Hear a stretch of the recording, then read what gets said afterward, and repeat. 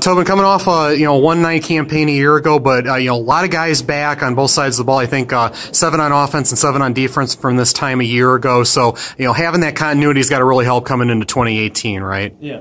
Yeah. How nice is it to kind of see familiar faces in camp and be able to build around it? It's definitely really nice, especially having guys in the weight room that have been there and putting in work, and we're all just connecting on another level, so I think it really helps. You guys had some pretty good size on the line a year ago. You said you guys have hit the weight room, so you kind of building on that. And what you guys have been doing? What have you guys been doing in the weight room in order to really bulk up here? So I would say last year we were a little bit bigger. This year we're more on quick and stronger, I would say. But we just been putting time in the weight room and just getting bigger. How are numbers this year, roster numbers? This year I believe we were at around 30 last year, but now we're at 21. But last year we were people wouldn't show up and stuff like that. So this is 21 strong, and yeah.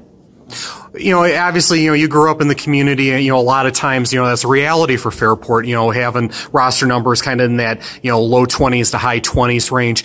What do you think is the key to maybe driving those numbers up maybe into the 30s someday? I mean, obviously, you guys are a D7 school, so, I mean, you're not going to, have 80 or 90 guys like Ignatius, but what do you think would be the key to kind of driving those numbers up a little better long term? I think just having consistency with people that are going to be there and showing change, that we're having progress in the weight room, getting stronger. So I think, and just a successful season, I think that would get people interested into it more.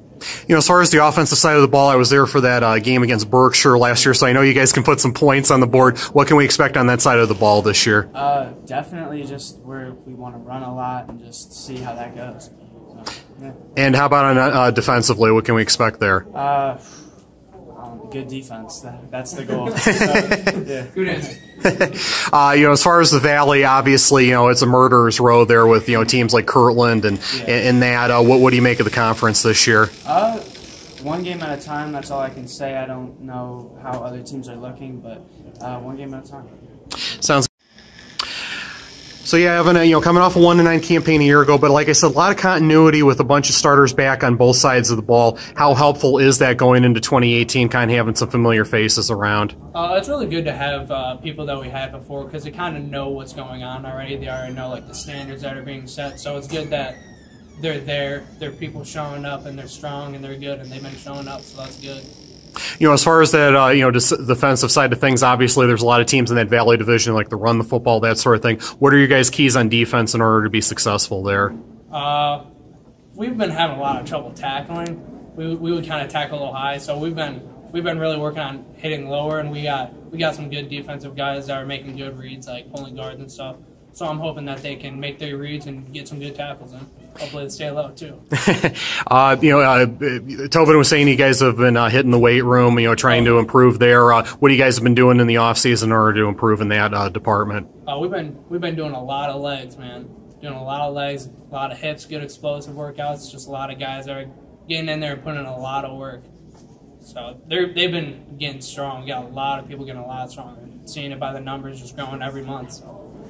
Like I was asking Tobin, I'm curious, obviously at a D7 school, numbers are never going to be like in 80s and 90s like Ignatius or anything, but, to get the numbers in the 30s maybe a little more consistently, what do you think is going to be the key there? Honestly, probably seeing people in the weight room getting bigger. Because when you see people getting bigger, that kind of gives you that hope. It's like, oh, they're getting bigger, getting stronger. They're probably going to do a lot on the field, So hopefully people start seeing that, the programs are working. They kind of take part in it, and hopefully we just start growing and getting better.